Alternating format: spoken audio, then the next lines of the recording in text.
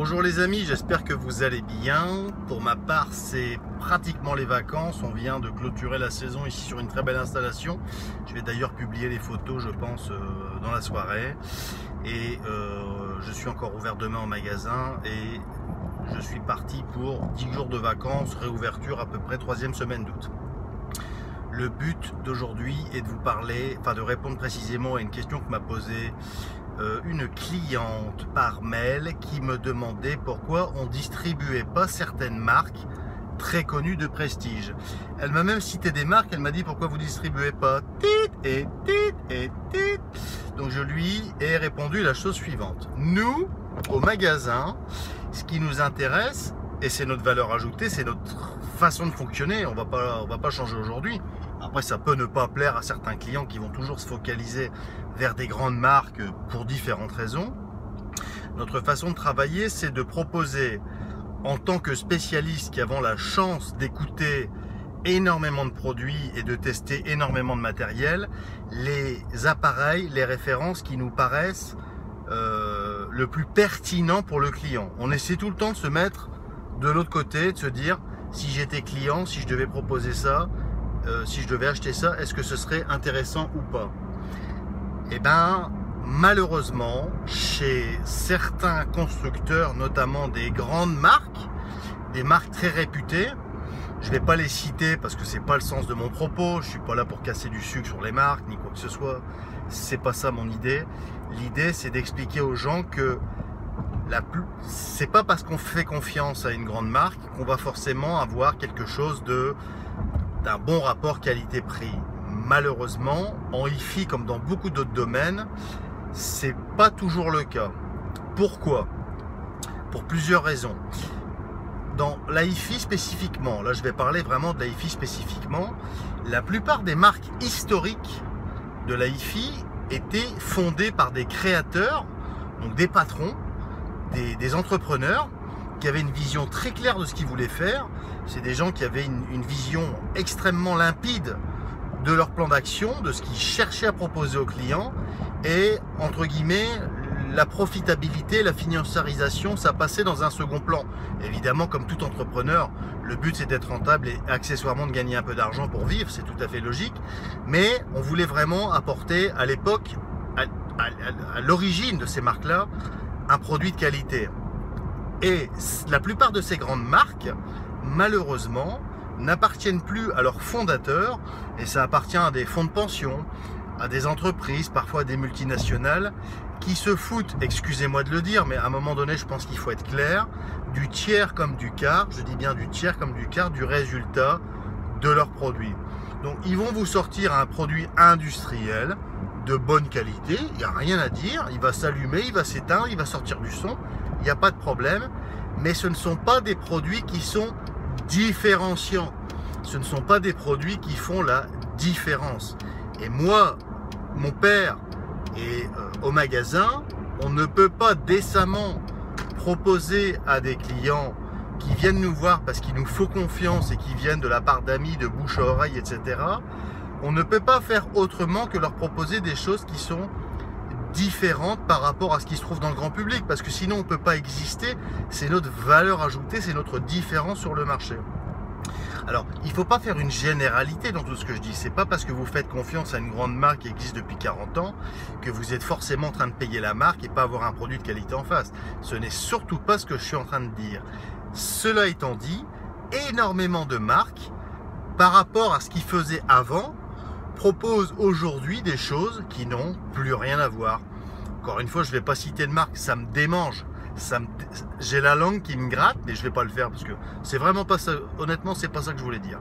Mais faites attention quand on achète une marque. Aujourd'hui, c'est comme dans les fringues, c'est comme dans les voitures, c'est comme dans n'importe quoi. Faites attention à ne pas payer la marque plutôt qu'autre chose. Moi, je vais vous donner un exemple très concret. Je suis un consommateur comme vous.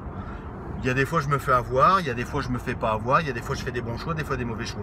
Prenez l'exemple du vin. Je suis un petit amateur de vin, on va dire, et depuis que j'ai fait la connaissance d'un petit caviste qui m'a été recommandé par ma sœur, qui propose des excellents produits à des prix vraiment très raisonnables, j'ai pu comprendre que la hi-fi, c'est comme dans le vin, c'est comme dans beaucoup d'autres domaines. J'en ai pas d'autres en tête tout de suite, mais ça va certainement en venir. On paye parfois cher pour pas grand chose. Et notre domaine n'échappe pas à cette règle-là. Et là où je veux en venir dans cette vidéo, c'est ne soyez pas forcément attirés par les sirènes de la réputation des grandes marques. C'est pas forcément une réalité. Donc n'hésitez pas à faire appel à des gens qui connaissent. Nous, on passe notre vie à ça, encore une fois. Je le dis, mais je le répète parce que c'est important, parce qu'on voit encore trop de gens qui ne font pas malheureusement les bons choix. En tant que professionnel, je ne sais pas dans quel métier vous travaillez vous-même, dans quelle activité vous êtes, mais c'est comme si vous étiez dans un domaine, par exemple technique, et que vous voyez quelqu'un devant vos yeux faire vraiment une erreur d'achat, ça vous démange. Vous ne pouvez pas faire autrement que de lui dire, parce que c'est comme si vous voyez quelqu'un qui va traverser la rue, qui va se faire choper par une bagnole, vous le retenez par la main. Nous, c'est exactement ce qu'on fait. On essaie vraiment d'apporter de l'info pour dire aux gens, faites attention, ne vous faites pas avoir. C'est pas parce que ce produit de telle ou telle référence, de telle marque, qui est forcément un bon produit. Comparez et faites-vous votre idée par vous-même. C'est le sens de mon propos, c'est ce que je voulais vous expliquer aujourd'hui. Donc oui, il y a certaines très grandes marques que nous ne distribuons pas au magasin pour des raisons très précises, des raisons totalement justifiées, des raisons que nous assumons. Faites attention quand vous faites des achats parce que parfois, derrière une marque, il n'y a plus forcément grand-chose qui permet de justifier, en tout cas, un créneau tarifaire et une justification de tarif. Je le dis parce que je le pense. Je sais que beaucoup de gens qui vont m'entendre dans cette vidéo le savent déjà très bien, parce que aujourd'hui les gens sont très informés, vont sur les forums, même si sur les forums on entend beaucoup de bêtises, il y a quand même des informations intéressantes qui peuvent ressortir. Mais si vous vous renseignez sur la question des marques, des produits, des références, méfiez-vous. Les marques d'avant, les grandes marques d'avant, ne sont plus forcément les grandes marques d'aujourd'hui, et je peux vous certifier qu'on a tout un tas dans notre domaine, dans notre profession, dans notre métier, des petites marques, des petits fabricants, des petits producteurs, pas du tout connus du grand public parce qu'ils ne peuvent pas se permettre de faire de publicité dans les magazines, dans les médias, etc. parce qu'ils n'ont pas les moyens de le faire. Mais réfléchissez, quand vous voyez un produit ou une marque qui fait des millions de publicités, à votre avis, qu'est-ce qui la paye la publicité? Eh bien, c'est vous qui la payez. Donc, tout ce qu'ils mettent dans la publicité, ils ne le mettent pas dans le produit. Il faut y penser à ça. C'est dans tous les domaines pareil. Donc, moins vous avez de frais de communication, de frais marketing, etc., plus à prix identique, tout à prix identique, je dis bien, plus vous pouvez ressourcer dans la qualité de composants, dans la qualité du recherche et développement, la qualité de fabrication, etc.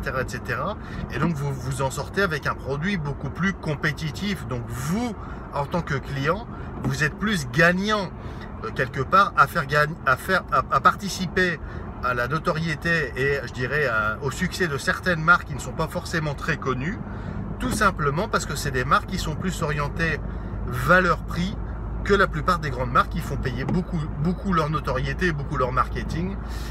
Et finalement, dans le produit, quand on regarde vraiment de très près, ce qu'on a l'occasion de faire, nous, au magasin et à l'atelier, je peux vous dire qu'on a des très grosses surprises. J'espère que ça vous aura apporté quelques informations. Pour ma part, ce sera ma dernière vidéo de la saison, puisque, comme je vous l'ai dit tout à l'heure en préambule, nous fermons le magasin donc demain, là où nous sommes vendredi, demain soir, donc samedi, on sera je crois le 29 ou le 30. Je ne me rappelle même plus quel jour on est, tellement je suis fatigué.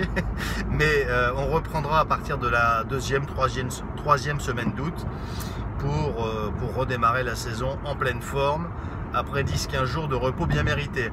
Pour ceux qui ne sont pas partis, je vous souhaite d'excellentes vacances et je vous dis à très bientôt pour redémarrer sur les chapeaux de roue. Au revoir.